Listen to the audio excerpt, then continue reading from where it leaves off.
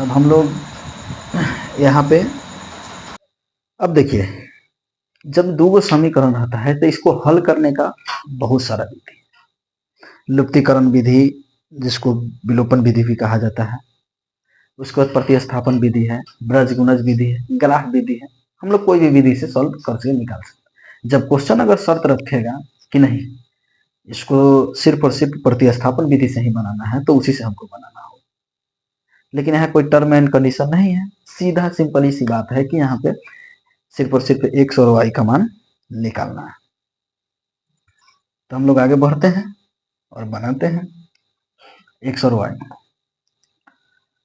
अब हम लोग समीकरण 1 और 2 को लेंगे। समीकरण 1 क्या है? 5x प्लस 7y बराबर 50, समीकरण 1। दूसरा है 7x प्लस 5y बराबर 46, समीकरण 2। अब हम लोग को करना क्या है कि हम लोग देख रहे हैं कि इसमें से x और y दोनों में से कोई एक रहता तो हम लोग विलोपन विधि से चल करके काम कर सकते थे। तो इक्वल बनाने के लिए कहीं ना कहीं अगर हम x को इक्वल बनाएंगे, बराबर करेंगे, तो ई वाला जो 5 है दूसरा समीकरण से गुना करना होगा, तो यहाँ हो जाएगा 35। अगर हम इस 7 से यहाँ गुना करेंगे तो ये हो जाएगा 35। तो कहीं ना कहीं हम इस समीकरण 1 में इससे गुना कराएंगे और समीकरण 2 में किससे गुना कराएंगे? 5 से करेंगे। अब इसको हम मिटाते हैं, ऊपर बनाते हैं। ठीक है, देखिए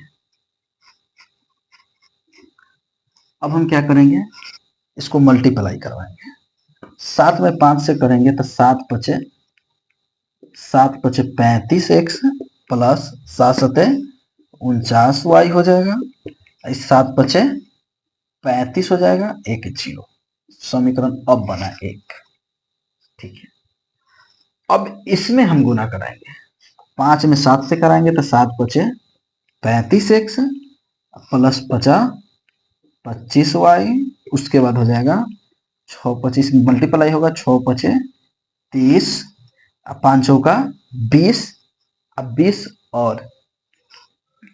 और 3 कितना हो जाएगा? 23। ये हो गया समीकरण 2। अब देखिए यहां हम लोग कौन विधि से चले थे? लुप्तीकरण या विलोपन विधि। विलोपन विधि हम कह सकते हैं, विलोपन विधि। ठीक है, या लुप्तीकरण विधि।